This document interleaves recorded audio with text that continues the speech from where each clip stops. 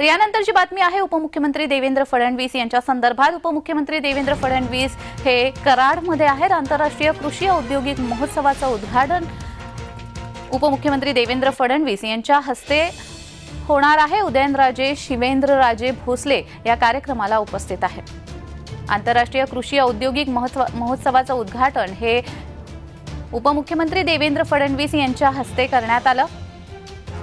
या कार्यक्रमाला उदयनराजे तसेच शिवेंद्रराजे भोसले हे देखील उपस्थित होते।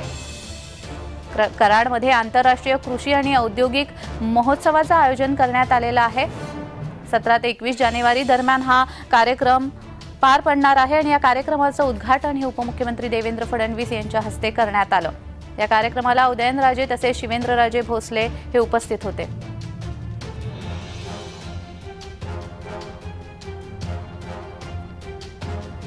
कराडमध्ये कृषी महोत्सवाचं तसेच औद्योगिक महोत्सवाचं आयोजन करण्यात आलेलं होतं।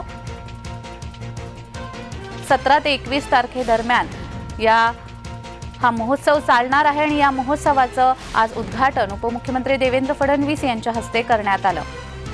तर या कार्यक्रमाला उदयनराजे तसेच शिवेंद्रराजे भोसले हे देखील उपस्थित होते। उपमुख्यमंत्री देवेंद्र फडणवीस यांनी या कार्यक्रमाचं उद्घाटन केलं।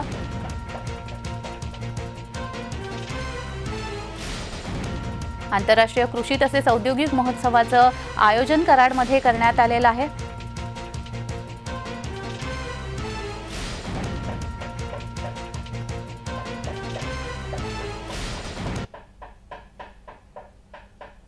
तर कराडमधून उपमुख्यमंत्री देवेंद्र फडणवीस बोलतायत, थेट जाऊयात। उद्योग चाललेला आहे। खरं म्हणजे आज या ठिकाणी आपण अप्पासाहेबांच्या जन्मशताब्दीच्या निमित्ताने हा कार्यक्रम या ठिकाणी आयोजित केलाय आणि आज 3 पिढ्या आपण पाहतोय। खरं म्हणजे जे वृक्ष त्या ठिकाणी जो लावला तो वटवृक्षात रूपांतरित झालाय आणि पुढच्या पिढीने म्हणजे सुरेश बाबांनी देखील त्याला नवीन आयाम दिले आणि आता अतुल बाबा त्याही पेक्षा नवीन आयाम हे त्याला देतायत। ही खरोखर मला असं वाटतं अत्यंत महत्वाची गोष्ट आहे आणि आज या माध्यमातून जी काही शेतकऱ्यांची सामान्य माणसाची सेवा ही त्यांच्या माध्यमातून चालली आहे ही अत्यंत महत्वाची आहे। आज राज्य सरकारने शेतकऱ्यांकरता अनेक महत्वाचे निर्णय घेतले।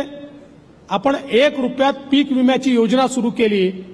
मला आत्ताच या ठिकाणी आपले कृषी अधिकारी सांगत होते की आपल्या जिल्ह्यामध्ये साधारणपणे 40,000 शेतकरी हे पीक विमा घ्यायचे खरीपामध्ये। यावर्षी 2,45,000 शेतकऱ्यांनी पीक विमा आपल्या सातारा जिल्ह्यामध्ये घेतला। रबीमध्ये केवळ 1,500 शेतकरी त्या ठिकाणी पीक विमा घ्यायचे। रबीमध्ये देखील 45,000 शेतकऱ्यांनी पीक विमा घेतला।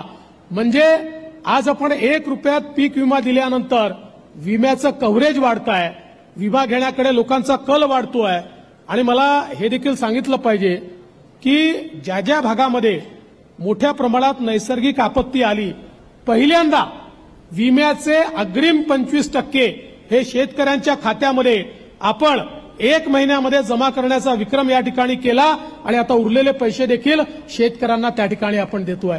आपण नमो शेतकरी सन्मान योजना आणली की ज्या योजनेच्या अंतर्गत केंद्र सरकार आमच्या अल्पभूधारक शेतकऱ्याला 6,000 रुपये देत आहे। आता राज्य सरकारने देखील 6,000 रुपये देण्याचा निर्णय घेतला। मागेल त्याला शेततळे